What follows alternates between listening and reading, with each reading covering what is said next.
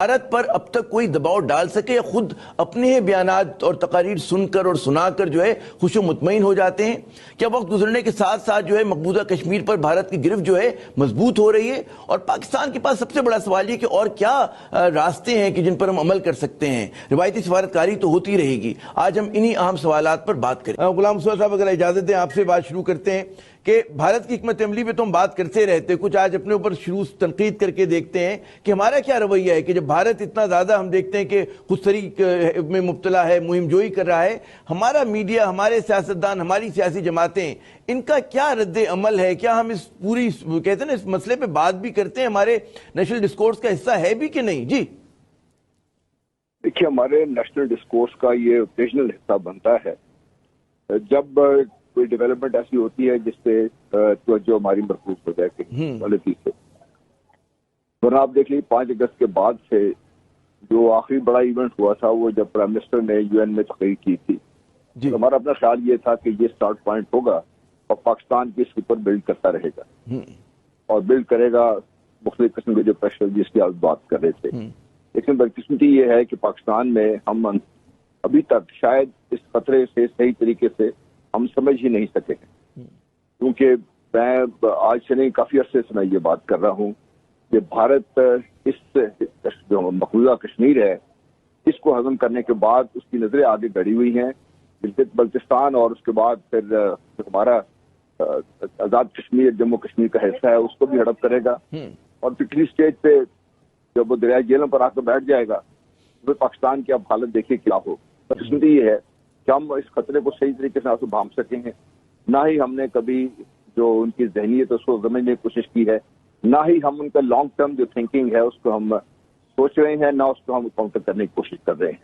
हमारे पास आ जाके सिवाय इसके यूएन में तकरीर कर दी या कभी हमारे वज़ीर खारजा एक आध दफा बोल पड़े, इसके अलावा अगर आपको देखिए कोई मजबूत हिकमत अमली सामने नहीं आई। हमें कहा यह जाता है कि पाकिस्तान इकोनॉमिकली कमजोर है। इकोनॉमिकली कमजोर तो मेरे ख्याल तालिबान से और कोई ज्यादा नहीं था, नहीं कोई इकोनॉमिकली कमजोर अगर आप देखना चाहते हैं तो फिर आप दुनिया के वेनेजुएला को देख लीजिए क्या हालत है उसकी, आप क्यूबा को देख लीजिए। दूसरा हमें कहा यह जाता है कि हमें इसको बैक बर्नर पर डाल देना चाहिए।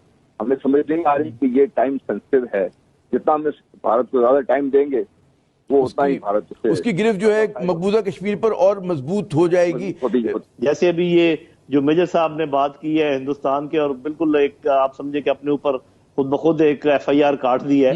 एक चीज जो बिल्कुल हमारे सामने आप भी जानते हैं, आप भी जानते हैं कि जो कुछ मोदी ने कहा अपने इलेक्शन के दौरान, जिसको हम समझते रहे इलेक्शन रिटोरिक है, लेकिन मैं जो इंपॉर्टेंट चीज आपको बताना चाहता हूं वो ये है कि आप उनका डिस्कोर्स चेक करें। देखिए, पहली बात तो ये है कि उनका जो इंग्लिश मीडियम मीडिया है वो उसकी बहुत बड़ी हेडलाइंस बनाता है ग्लोबली। पाकिस्तान में इंग्लिश मीडिया है ही नहीं है, एक आधा PTV चैनल है। आपको पता है कि जो इस्लामाबाद में डिप्लोमेट्स बैठे हैं वो भी कहते हैं कि जब पाकिस्तान इंडिया की LOC पे टेंशन्स होती हैं तो हम इंडियन मीडिया वॉच करते हैं कि वहां से हमें पता चलता है कि पाकिस्तान और इंडिया के दरमियान क्या हो रहा है।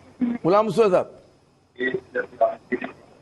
देखिए, इसमें हमें शक नहीं होना चाहिए। ये जो अगर आपको याद हो 2015 में मोदी ने लाल किले पे खड़े होकर बात की थी कि हम ये करने जा रहे हैं, और उससे पहले जब ये CPEC पहली दफा मंजरेआम पे आया था तो बड़ा वाज़ेह उन्होंने कहा था कि ये हम कभी कामयाब नहीं होने देंगे और इसके लिए जो कुछ भी करना पड़ेगा हम करेंगे। लेकिन इससे कतई नजर वो कश्मीर कभी भी उन्होंने छोड़ना नहीं था, और इसलिए कि कश्मीर को वो समझते हैं, अगर आप इसका नक्शा देखें तो ये आपको एक तरफ से अफगानिस्तान से लिंक करता है, एक तरफ से भारत लिंक होता है, ऊपर से कश्मीर के साथ लिंक, चाइना के साथ लिंक होता है, और पाकिस्तान के ऊपर प्रेशर तो रहता ही है। इसलिए कश्मीर उनके लिए सड़ने के लिए इम्पोर्टेंट है, पानी के लिए इम्पोर्टेंट है, पाकिस्तान का पानी रोकने के लिए इम्पोर्टेंट है, और फिर इसके आगे जो निकलना है, क्योंकि पाकिस्तान को एज ए खिता, एज ए मुल्क उन्होंने कभी तस्लीम नहीं किया। वो उनके, अगर आप जब कांग्रेस का जो पहला इजलास हुआ था उसमें उन्होंने कहा था कि पाकिस्तान एक गैर फितरी रियासत खत्म हो जाएगी, अगर नहीं है तो खत्म कर दी जाएगी, और मशरिक पाकिस्तान से उन्होंने शुरू किया। तो उनके कभी कोई शक नहीं रहा, उनके जो मनसूबा साजी है, बंदी है, जो उनके मनसूबा साज हैं, चाहे वो कांग्रेस है, चाहे वो BJP है, चाहे कोई भी है, वो जो एक कॉमन थ्रेड जो रन कर रहा है वो ये है कि पाकिस्तान को एक, हमने इस खिते में जो एक राह गुजर के तौर पे इससे ज्यादा पाकिस्तान की अहमियत होनी चाहिए नहीं है, और वो इससे ज्यादा अहमियत पाकिस्तान को देने को तैयार भी नहीं है। और अब जो सूरत हाल इस वक्त आपको नजर आ रही है تو دیکھیے ایک طرف سے ایران کے ساتھ ان کے تعلقات اسٹریٹجک تعلقات ہیں ان کے. افغانستان میں اگر ان کی جو پوزیشن تھی وہ کمزور ہوئی ہے تو ان کو اتنا زیادہ فرق اس لیے نہیں پڑے گا. کوئی ایران میں آلریڈی موجود ہیں, وہ بڑے مضبوط طریقے سے موجود ہیں. وہ روس بھارت کو چھوڑنے کو تیار نہیں ہے, اور ہماری اور خوش فہمی تھی کہ روس اپنی اسٹیج پہ آ کے بھارت میں تشدد کرے گا, اتنا ہی کرے گا کہ جتنا ان کو ضرورت ہے تاکہ بھارت ان کا اختیار خودتا رہے. تو پاکستان کو یہ بات بہت پہلے سمجھ کر کہ ہم تنہا ہیں, یہ سمجھ کر کہ ہمیں اس لڑائی ہمیں خود لڑنی ہے, اور خاص طور پہ یہ سمجھ کر کہ یہ ہماری پاکستان کی بقا کی جنگ ہے. پاکستان اس چیز کو ایکسپلائٹ کیوں نہیں کر پا رہا؟ کیا وجہ ہے کہ ہم اس چیز کو چھال نہیں پا رہے؟ وہ ہم پہ جھوٹا الزام لگاتے ہیں, پورا جو ہے عالمی میڈیا کو اپنی طرف متوجہ کر لیتے ہیں. ہمارے پاس تو ان کے بالکل کہتے ہیں نا کہ جیتی جاگتی ثبوت ہے ہمارے پاس. جی آپ صحیح کہہ رہے ہیں کہ ہمیں جس طریقے سے فولڈر بنانے چاہیے. دیکھیں بات یہ ہے کہ ہم نے اپنا تمام تر زور جو ہے وہ ڈپلومیٹک فیلڈ میں لگا رکھا ہے, حالانکہ پولیٹیکل فیلڈ اس کے علاوہ ہے, لا فیئر کا فیلڈ اس کے علاوہ ہے, ملٹری فیلڈ اس کے علاوہ ہے. 3 فیلڈ ہم نے چھوڑ رکھے ہیں. اور جب میں ملٹری کی بات کرتا ہوں تو اس کا یہ میں مطلب ہرگز نہیں کہتا کہ آپ حملہ کر دیں, یا کیونکہ 2 نیوکلیر پاورز ہیں جس طریقے سے بھی ہو. تو بات یہ ہے کہ بہت کچھ ایسی چیزیں جو ہم کر سکتے ہیں جو ہم کر نہیں رہے ہیں, اور جو حیرت ہوتی ہے کہ کیوں نہیں کر رہے ہیں, کہ پولیٹیکلی ہم کیا کر سکتے ہیں. ہم نے آج تک شملہ معاہدے کو ایبروگیٹ نہیں کیا, جبکہ انہوں نے اس کی دھجیاں اڑا دی ہیں کہ جب ایک معاہدہ بالکل پریکٹیکلی نل اینڈ وائڈ ہو گیا تو آپ نے منہ سے نکالا کیوں نہیں کہ جی ہم بھی اس معاہدے کو نہیں مانتے. پھر میں ہمیشہ کہتا رہتا ہوں کہ آپ کے جو زیر انتظام علاقے ہیں, آزاد کشمیر اور گلگت بلتستان, اس میں آپ پارشل پلیبسائٹ انڈر UN کروا لیں, ورنہ ہوگا یہ کہ جب وہ حملہ کریں گے تو وہ کہیں گے جی ہم نے ایسی ٹیریٹری پہ حملہ کیا جو ڈسپیوٹڈ ہے, جبکہ ہمیں یہ کہنا چاہیے کہ انہوں نے پاکستان پر حملہ کیا ہے. دیکھیں عامر زیاد صاحب, دیکھیں کہ اس بات کے اوپر پاکستان ڈیفینسو ہے. اس کی وجہ یہ ہے کہ افغان جہاد کے بعد جب کشمیر میں جہاد شروع ہوا تو جو پاکستان کا سارا بیانیہ ہے وہ سارا ڈیفینسو بیانیہ ہے. ہم یہ دنیا کو بتانا یہ ہے کہ وہاں پہ ایک لیجیٹیمیٹ سٹرگل ہو رہی ہے, اور وہاں پہ جو یوتھ ہے وہ جسے کہتے ہیں نا کہ یہ تو ایک انڈیجنس لوکل سٹرگل ہو رہی ہے, اور ہم تو اس کو جو سپورٹ کر رہے ہیں وہ تو پولیٹیکل, ڈپلومیٹک اینڈ مورل کر رہے ہیں. لیکن ہم نے جو جہاد کی وجہ سے جو اپنا بیانیہ ڈیفینسو کر لیا, اور ہم جو تنظیمیں جہاد کشمیر میں انوالو تھی ہم ان کو پراپرلی مین سٹریم بھی نہ کر سکے. وہ آج بھی UN سیکورٹی کونسل کے ریزولوشنز ان کے اوپر موجود ہیں. وہ جب دل کرتا ہے امریکہ کا, جب دل کرتا ہے انڈیا کا, وہ ہم پہ پریشر ڈالنا شروع کر دیتے ہیں, FATF پہ ہم آ جاتے ہیں, ہم پہ وہ پابندیاں لگانے کی کوشش کرتے ہیں. سو میرا خیال ہے کہ پاکستان کا جو کشمیر کا بیانیہ ہے یا جو مقبوضہ کشمیر کا بیانیہ ہے, جہاد کے لحاظ سے یہ انتہائی اس کے اوپر کلیئرٹی ہونی چاہیے تھی, اور پاکستان کی پارلیمنٹ کو سامنے آنا چاہیے تھا. اور آج انڈیا جو ہے وہ ہم پہ پھر اوفینسو ہے. بالکل کہ جی دیول صاحب نے وہاں پہ پالیسی دی, دوردرشن ٹی وی کو انہوں نے کہا کہ جی مظفر آباد کا, میرپور کا اور گلگت کا جو ہے موسم کا حال شامل کیا, جیسے وہ یہی چیز جو ہے فالو کر رہے ہیں وہاں کے بہت سارے جو نجی چینلز ہیں. کس چیز کا مظہر ہے, کس چیز کی طرف اشارہ ہے کہ وہ جو ہم کہہ رہے ہیں نا کہ اپنا حق جتا رہے ہیں آزاد کشمیر پہ اور گلگت بلتستان پہ, تو بھارت جو ہے اپنے سٹیکس اور اوپر کر رہا ہے اور زیادہ اگریشن دکھا رہا ہے؟ جی بھارت کا دیکھیے جی ایک منصوبہ ہے, اس کے تحت بھارت اپنا کام جاری رکھے ہوئے ہے, کرونا اور نو کرونا, لاک ڈاؤن اور نو لاک ڈاؤن. جی تو ہمیں اگر یہ امید ہے کہ کوئی اور آ کے ہماری مدد کرے گا اور ہماری لڑائی لڑے گا تو یہ ہوگا ہے. ہمیں پہلے تو خود اپنے آپ پہ بڑا واضح ہونا ہے کہ بھائی بھارت کرنا کیا چاہتا ہے, جیسے میں نے پہلے بھی بات کی تھی. جب آپ کو بھارت کے مقاصد کلیئر ہوں گے اور آپ کی حکومت خود کھل کے سامنے آئے گی اور اپنی عوام کو تیار کرے گی, تو جیسے کہ ہم مدافعانہ بیانات دیتے رہیں اور ہم عجیب قسم کے جو ہماری سیاست ہے اس میں ہم پھنسے رہیں, ہم کشمیر پر بڑی واضح پالیسی حکومت کو اور عوام کو دینی پڑے گی. اور عوام اگر حکومت کھڑی ہو جاتی 5 اگست کے بعد اور پاکستان کو عوام کو ساتھ لے کے چلتے, اور مجھے بھی اندازہ ہے کہ بھارت کیا کرنا چاہتا ہے, لیکن ہماری لیڈرشپ شاید اس کو اوپنلی تسلیم کرنا, بہت زیادہ انڈر پریشر آئے ہوئے ہیں, بہت زیادہ معذرت خواہانہ رویہ ہے جو چیمہ صاحب بھی کہہ رہے تھے.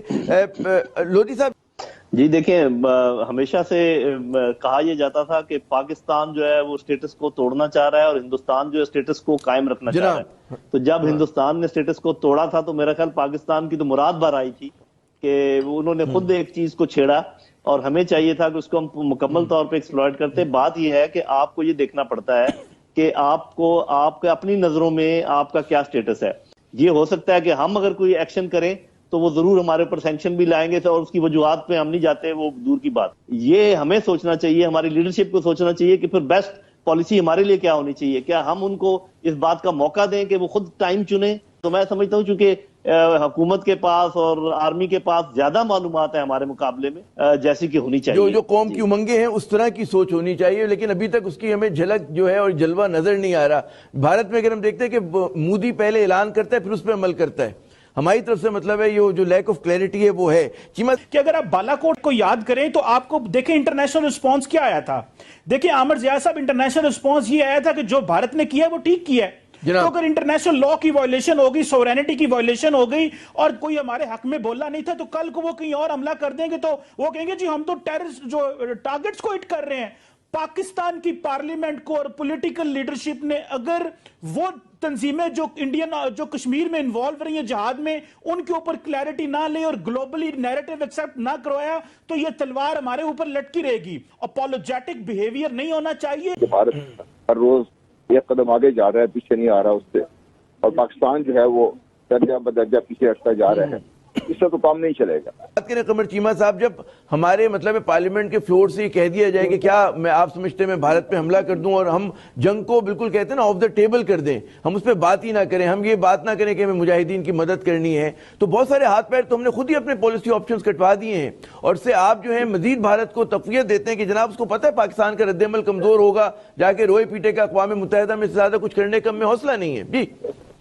جی میں یہ سمجھتا ہوں کہ یہ آپ کی ریڈنگ بالکل صحیح ہے. انہوں نے ہمیں صحیح ریڈ کیا ہے کہ پاکستان سوائے بیانات سے آگے نہیں جائے گا.